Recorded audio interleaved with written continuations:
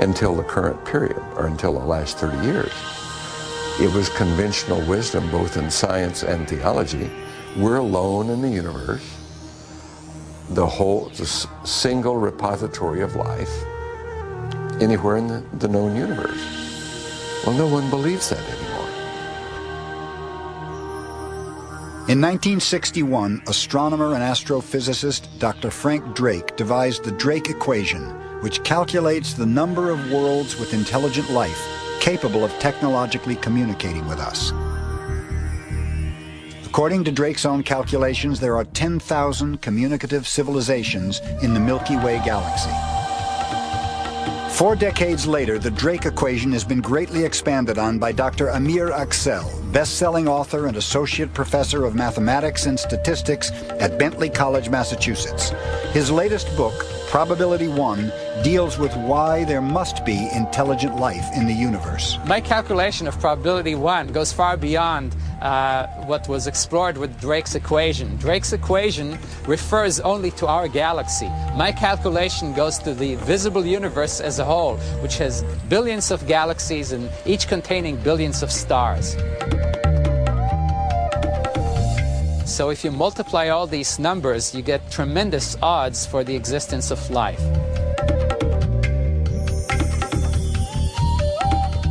I think one of the main changes that has taken place in recent years in astronomers' views of whether or not there might be other civilizations elsewhere in the universe has to do with the fact that we've discovered dozens of other planetary systems around other stars. Now, in most cases, the planets are giant planets like Jupiter, not the kind that would harbor life. But where there are those kinds of planets, there are likely to be other planets too in those solar systems. And so we're optimistic these days about life elsewhere.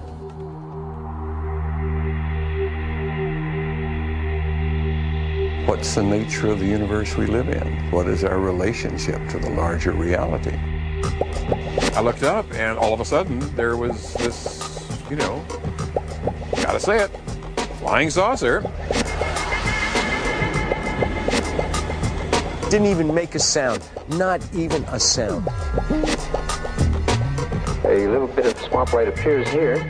It goes out. Another one appears over here. That goes out.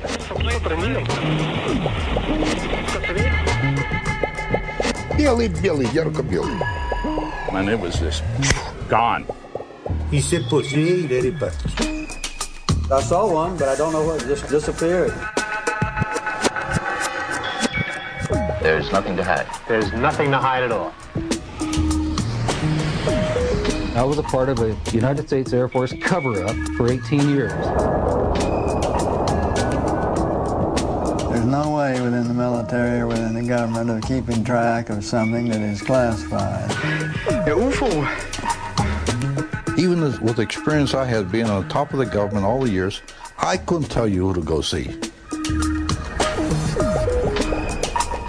This should be the subject of rigorous scientific investigation and not the subject of rubbishing by tabloid newspapers.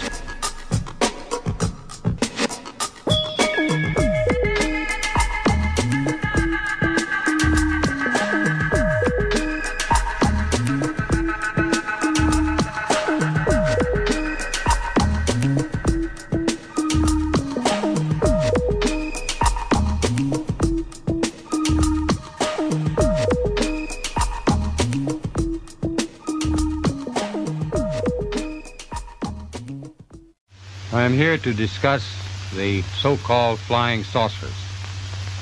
The Air Force interest in this problem has been due to our feeling of an obligation to identify and analyze to the best of our ability anything in the air that may have the possibility of threat or menace to the United States.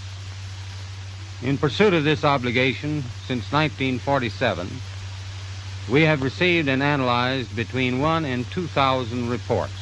There have been a certain percentage of this volume of reports that have been made by credible observers of relatively incredible things. It is this group of observations that we now are attempting to resolve. For the last 50 years, 95% of all UFO incidents have been explained in down-to-earth conventional terms. These explanations include misidentified aircraft, weather balloons, atmospheric phenomena, light aberrations, mass hallucinations, hoaxes, and swamp gas. However, these explanations cannot be applied to the remaining 5%.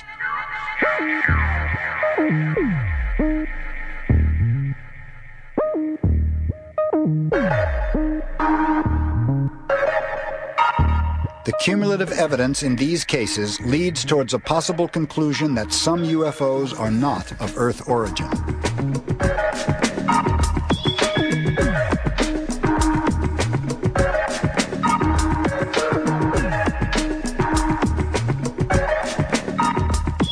In this documentary, we will present unexplained cases from around the world, investigate 50 years of official contradictions and denials, and put forth possible reasons for secrecy. We will examine scientific theories on interstellar travel and discuss the current movement for official disclosure on a subject that has primarily been considered unworthy of serious investigation.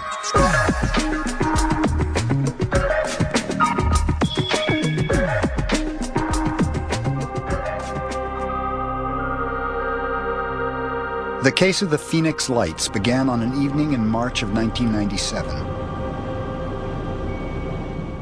Late breaking. You're watching News 15 at 10.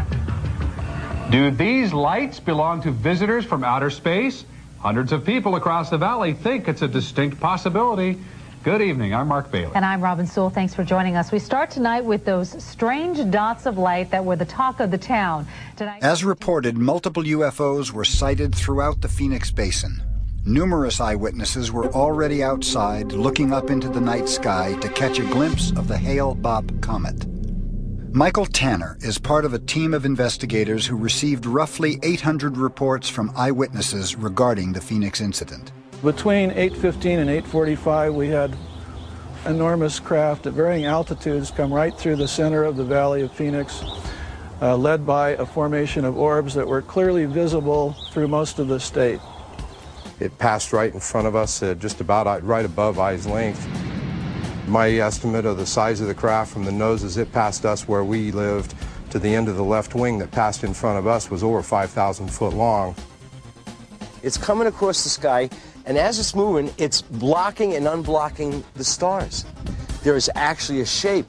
It was actually 5 lights that were a V, 1 in front and 2 on each side, and it was perfect. It was a perfect triangle. The object we saw, if we opened up a newspaper, you could not block out the object that we saw. People say, Mike, now you saw a B-2 bomber. My response was, we could land all 40 of our B-2 bombers on the wing of that craft. He says, you're not going to believe what I saw. And I said, yes, I would. I said, that's all that's been on the news all night long is this craft. Explanations have been tossed about that there were flares, that there were planes flying in formation. But Mark and Robin, we checked with the FAA today, we checked with Sky Harbor, and we checked with Luke Air Force Base, and there's been no official explanation of those strange bright lights last night. Truck driver Bill Greiner was driving south on I-17 towards Luke Air Force Base. He witnessed several fighter jets scramble to intercept 2 UFOs directly overhead. I pulled my truck alongside the West Silos, which faces Luke Air Force's base, was like right there. And I was here unloading. Everything was completely quiet. It was like really eerie. There was one right over the base, and then there was another one out toward Wickenburg, and these things were just hovering. They were huge orbs, but it didn't make no sound or nothing. It was just hovering right there over the base. All of a sudden, I hear a lot of roaring coming out of Luke Air Force Base, and here there's 2 fighters coming out, and they had the afterburners on because there were huge flames coming out the back of these things.